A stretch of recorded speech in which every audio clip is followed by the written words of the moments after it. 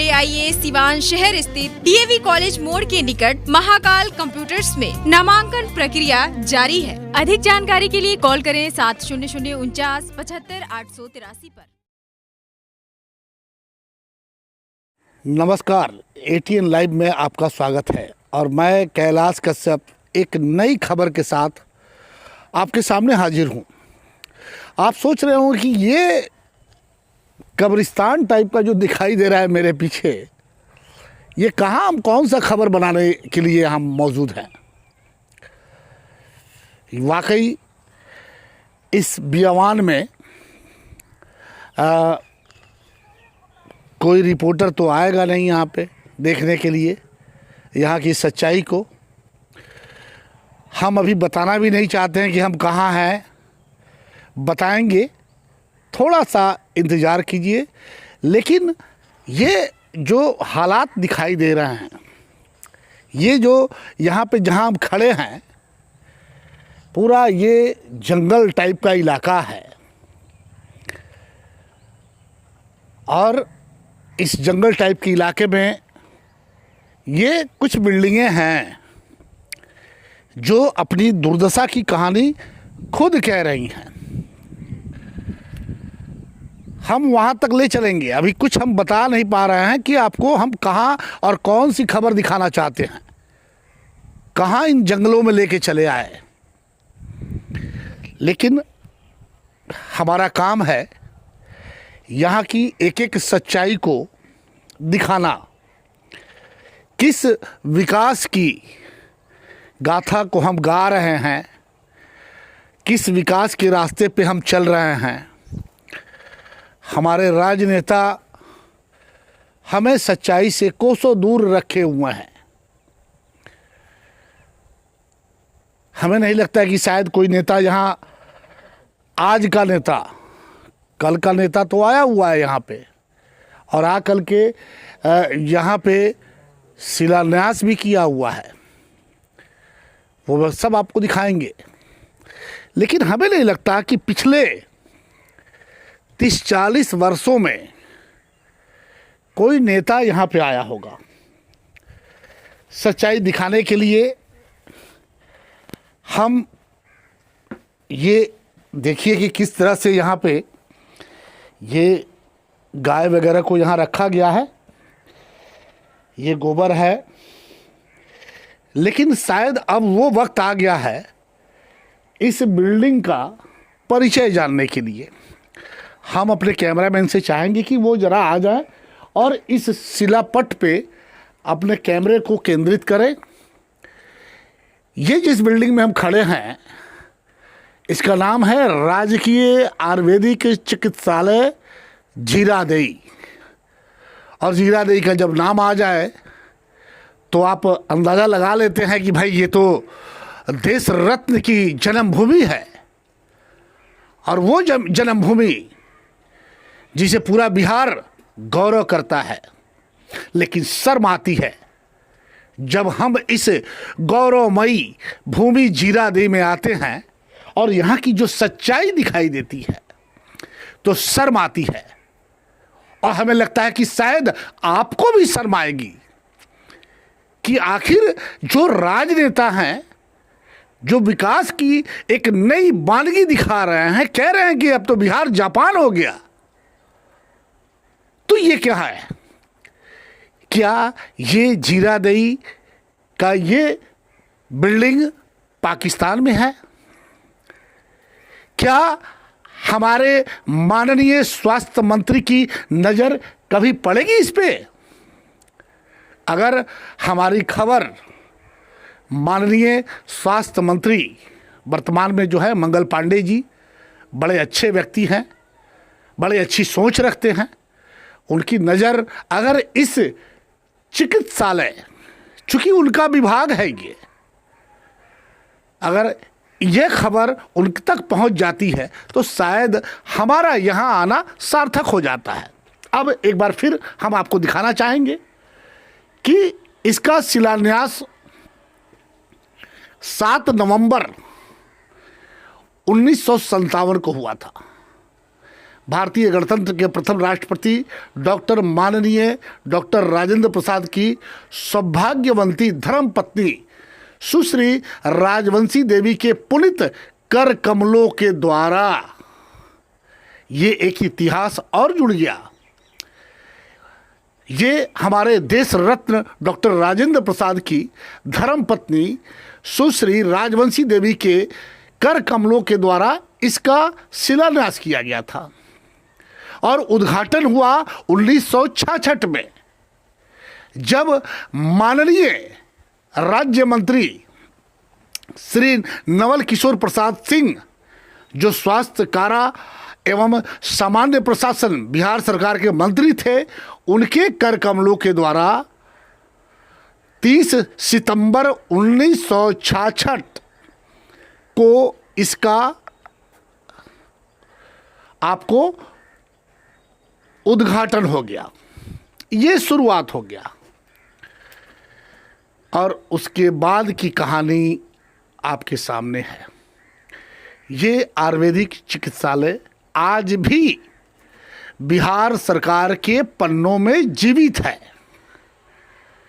हम इसकी कहानी अब आपको थोड़ी देर में बताएंगे।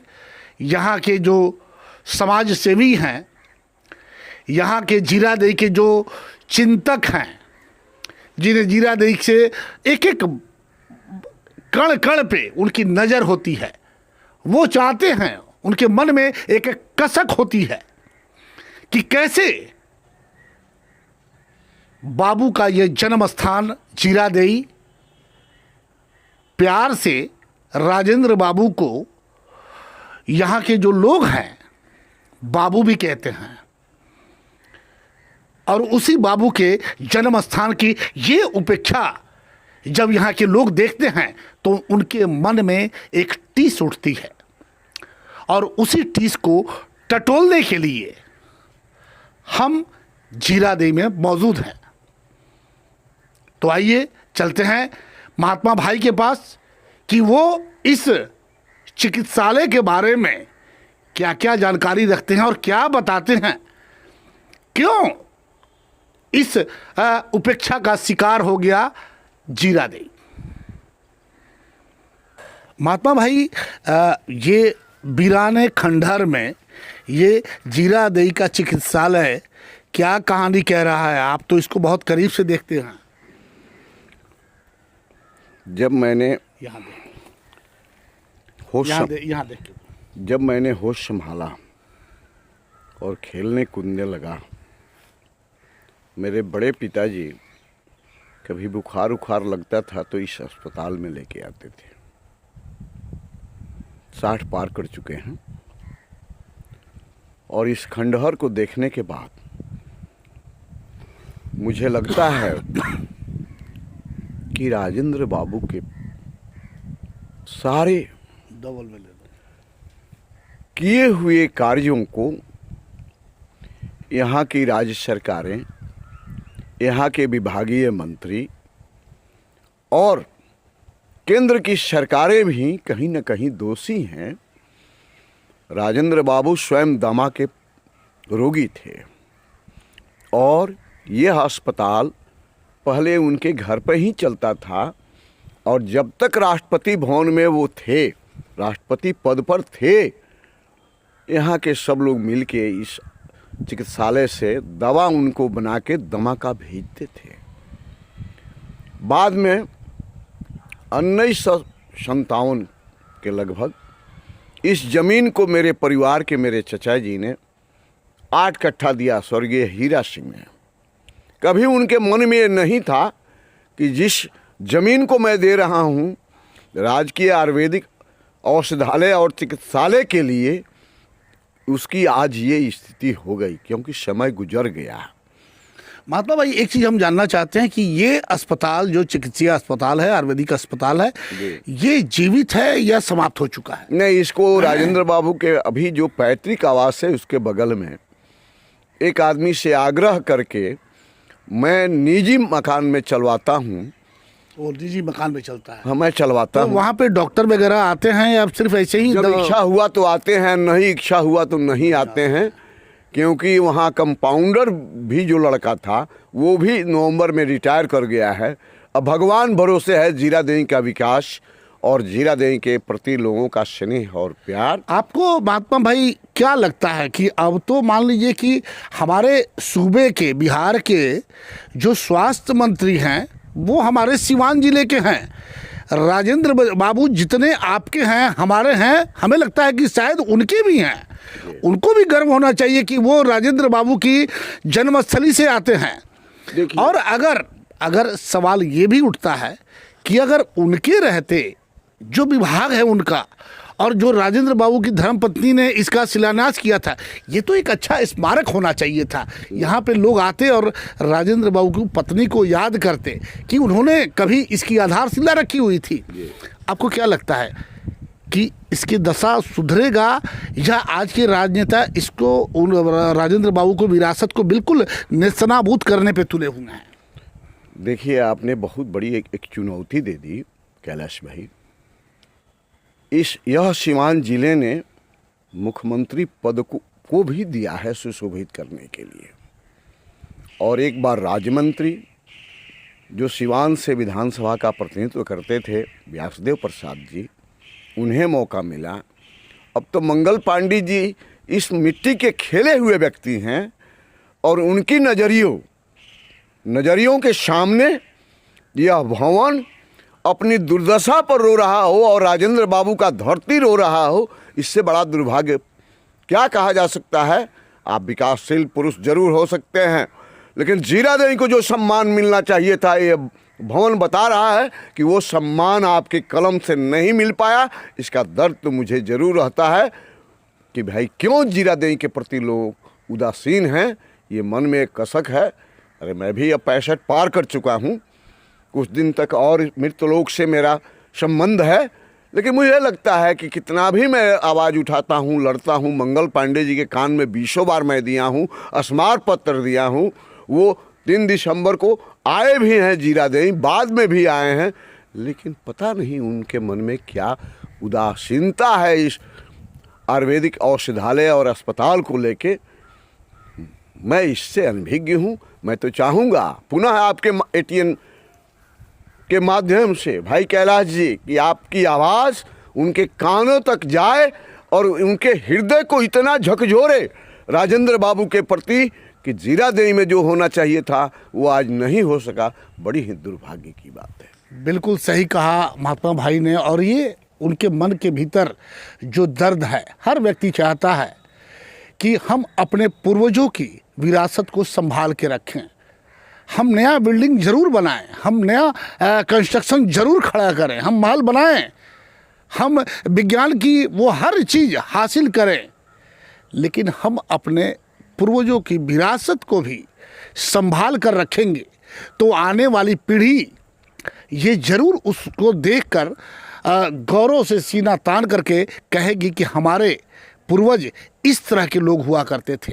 और आज उसी पूर्वज की विरासत को बचाने के लिए महात्मा भाई काफ़ी दिनों से प्रयासरत हैं। हम लोग तो पत्रकार हैं, जहाँ भी खबर मिलती है हमारा ये कर्तव्य है कि हम वहाँ पे आ करके और हम हर उस चीज़ को सरकार के सामने लाने का प्रयास करें जो शायद सरकार या उसके जो लोग हैं सरकार के कानों तक उसकी आवाज़ नहीं पहुँच पाती है। तो ये आवाज़ हम पहुँचाने का एक माध्यम बनते हैं।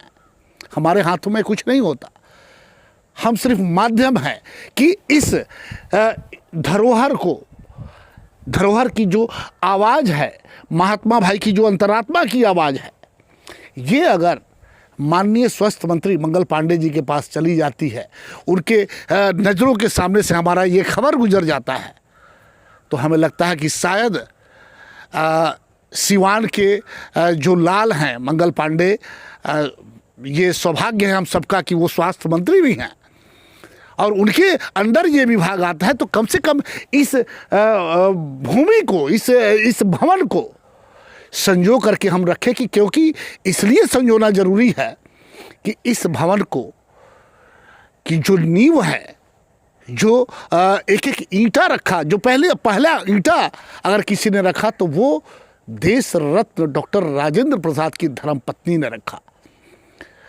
तो इसे कहीं ना कहीं इस विरासत को संजोने की ज़रूरत है। अब देखना है कि हमारी आवाज़ माननीय स्वास्थ्य मंत्री के कानों तक पहुंचती है या फिर नकारों में गुम हो जाती है। ये तो आने वाला वक्त बताएगा। हालांकि हमारा प्रयास रहेगा कि जब भी हम माननीय मंत्री जी के आमने सामने हो तो इस चीज़ को ज़रूर रखेंगे और हम चाहेंगे कि माननीय मंत्री इस पर ध्यान दे और जो उपेक्षित पड़ा हुआ है जीरादेई का उस सम्मान को, उस पहचान को वो ज़रूर दिलवाने का काम करे, क्योंकि उनका भी दायित्व है। वो भी इसी सिवान की मिट्टी के लाल हैं, इसी जीरादेई के मिट्टी से जन्मे हुए हैं। और ये गौरव की बात है कि हम लोग इस पावन धरती, इस पावन मिट्टी के हम भी लाल हैं, जहाँ देश के प्रथम राष्ट्रपति डॉक्टर राजेंद्र प्रसाद का जन्म हुआ था। और आज उसी विरासत को बचाने के लिए हम इस खबर को दिखा रहे हैं और आप सभी लोग जो हमारे दर्शक हैं वो इसे देखें और देख करके ये जिस झूठे विकास की बात हो रही है, विकास हुआ, ऐसा नहीं कि बिल्कुल विकास नहीं हुआ, बिल्कुल हुआ है, लेकिन इस विरासत को भी संभालने की जरूरत है। क्या आपके समय से पहले बाल झड़ रहे हैं? तो शादी विवाह में भी हो रही होगी परेशानी। लेकिन अब आप चिंता छोड़िए, क्योंकि अब आपके शहर सिवान में ही बाल लगाने वाले आ गए। हेयर फिक्सिंग नियाज, जहां सिर्फ 2 घंटे में वीक द्वारा बाल लगवाया जाता है। याद रहे, hair fixing Niyaz, 2nd floor, Vishwakarma market, Chhapra road, Dubey ji petrol pump के सामने, सिवान। झड़े हुए बालों पर वीक द्वारा हेयर फिक्सिंग नियाज लगाएंगे बाल, जिससे आप दिखने लगेंगे स्मार्ट। कॉल करें 9917866636 और 8789216171 पर। आभूषण की दुनिया में एक विश्वसनीय नाम, न्यू भारतीय अलंकार ज्वेलर्स, हॉलमार्क जेवर के विक्रेता, सुनार टोली चौक, शांति वट वृक्ष के ठीक सामने, सिवान। हमारे यहाँ आकर्षक एवं शुद्ध हॉलमार्क जेवरों की उचित मूल्य पर खरीदारी करें। व्यवहार व विश्वास हमारी पहचान।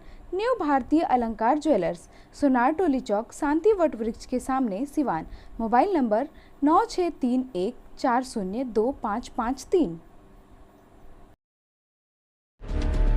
खुल गया आपके शहर सिवान में Devansh restaurant and mutton house. नए तेवर, नए फ्लेवर के साथ, जहां मिलेगी स्वादिष्ट मटन हांडी, चिकन देहाती, चिकन लॉलीपॉप। साथ ही आप करे शादी, देवांश कैटरिंग देगा समुचित व्यवस्था। तो आज ही मटन हांडी का मजा लें। Devansh restaurant and mutton house, Lalan complex, Babuniya road, Siwan. Proprietor JP Babu. Mobile number 9113461326। दूसरा मोबाइल नंबर 9572711756।